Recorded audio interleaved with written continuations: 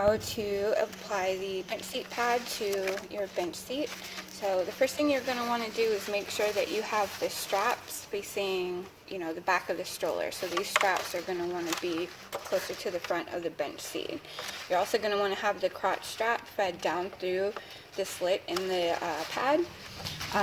You can put the crotch strap down through this middle slat and either pull it through the back or the front. I recommend the front, but it's your choice on what you want to do. So the first thing you're going to want to do is feed this strap with the metal D-ring down the middle. And then I'm going to pull mine through the front.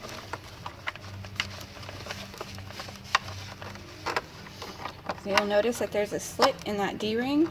You're going to want to feed the material of the strap through that slit.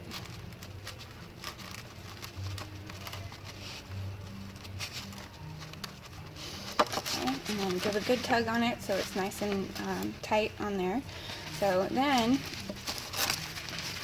you'll notice that there's little pockets on the seats, and then they wrap around the ends of the bench seat. So the back one you're going to want to feed around the end.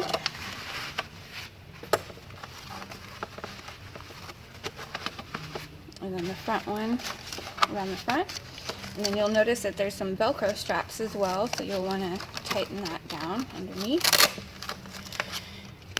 And then here are the straps. So the straps are going to wrap around the frame of the stroller. This helps keep the bench seat from sliding back and forth on its own.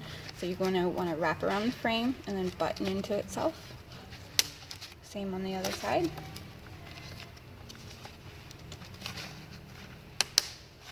And there you go.